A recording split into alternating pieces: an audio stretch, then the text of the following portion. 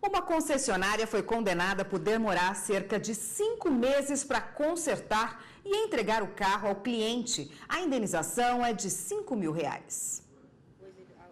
Marlene teve problemas com o carro. Para piorar, passou por uma baita dor de cabeça na concessionária para conseguir o conserto. Quase 2 meses para me entregar o carro, ficou um serviço de péssima qualidade.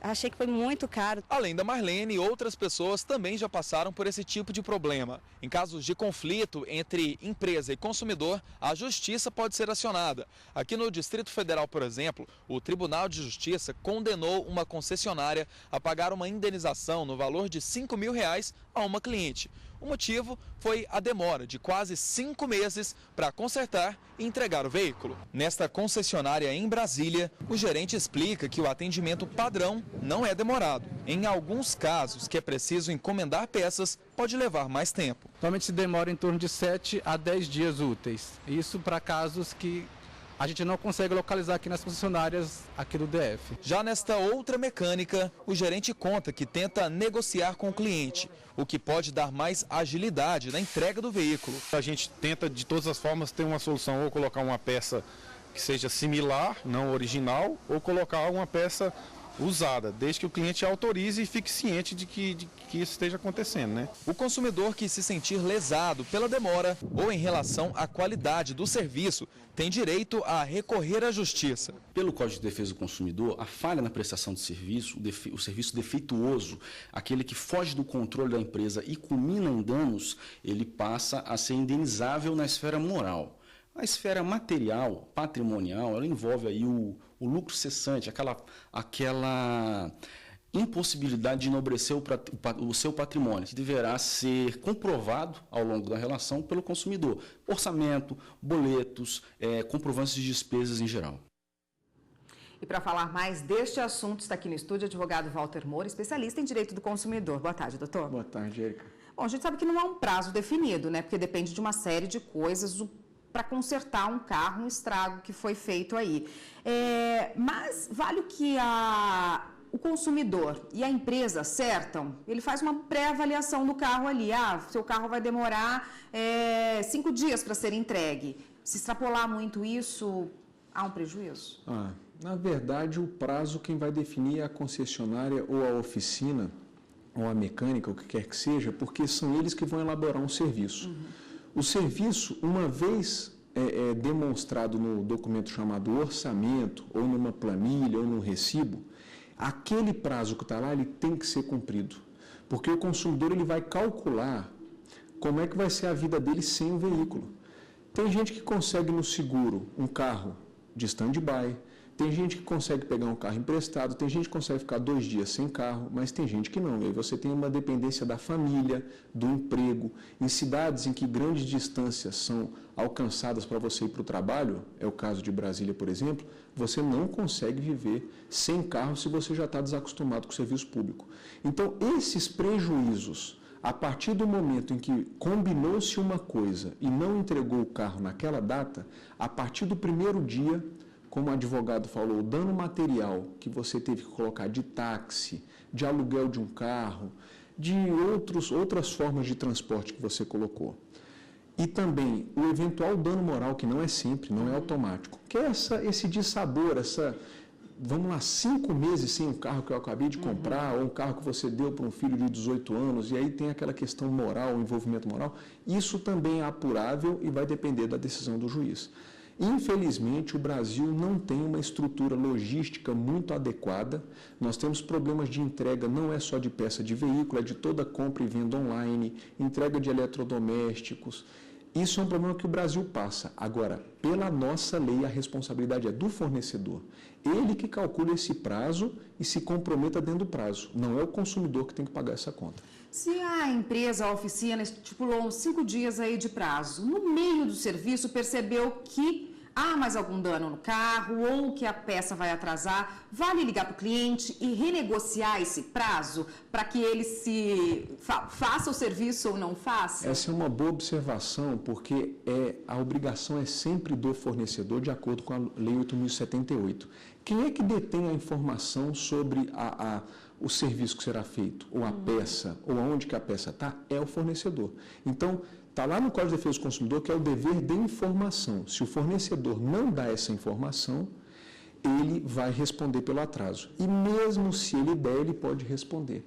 Então, o problema é mais exigir organização dessas oficinas, concessionárias e mecânicas, para que elas se organizem mais, do que a gente ficar com essas demandas na justiça. Isso é um problema até de gestão, né, para esse setor. Lembrando que nós temos carros que são vendidos e estão nas planilhas dos fabricantes.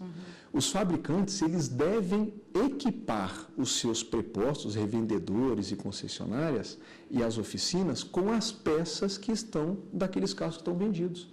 A falta de peça não é algo muito comum em país de primeiro mundo, não é algo comum em país que se organiza sob essa perspectiva de calcular. Vendi 10 mil carros, eu tenho que deixar mais ou menos ali numa estatística 300 peças, porque é o que vai dar de problema. Se está faltando peça com frequência, é um problema de cálculo do fornecedor, eles têm que responder. Quais os cuidados que o cliente, o consumidor, que está com problema no carro, vai levar hoje para a oficina, para a concessionária, talvez?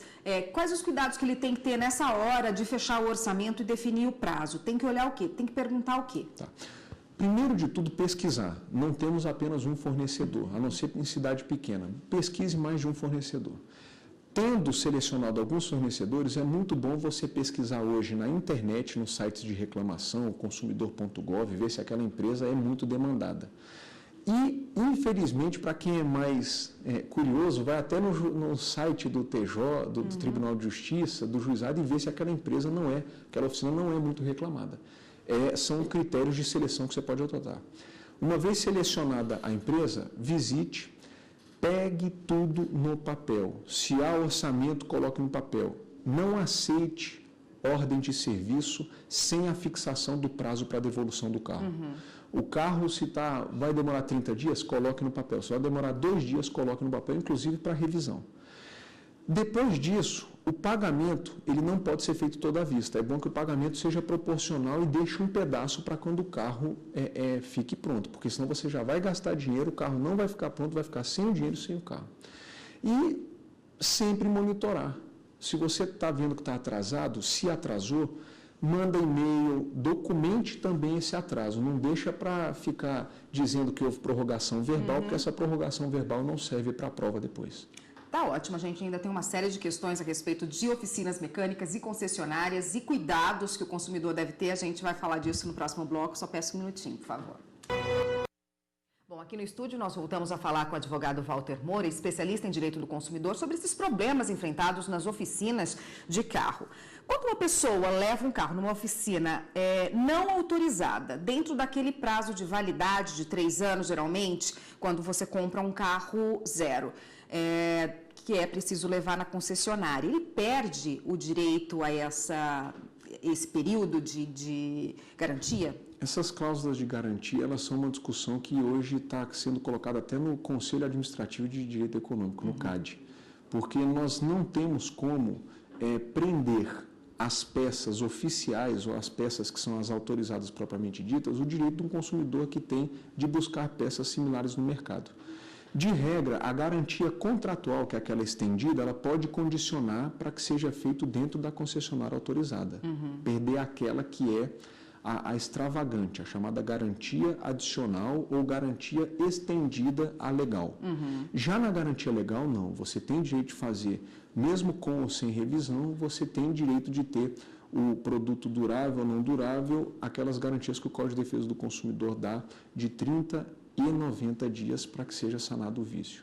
Outra coisa muito comum, uma pessoa leva o carro numa oficina e acontece um furto, deixa um equipamento lá dentro, o rádio mesmo do carro, alguma coisa no porta-luvas, e aí percebe que não está mais lá. Quem se responsabiliza por isso? Bom, tal qual o estacionamento, que tem aquelas plaquinhas dizendo que não se responsabiliza, ora, se eu estou deixando meu carro, estou dando um exemplo, se eu estou deixando meu carro no estacionamento é porque eu busco segurança.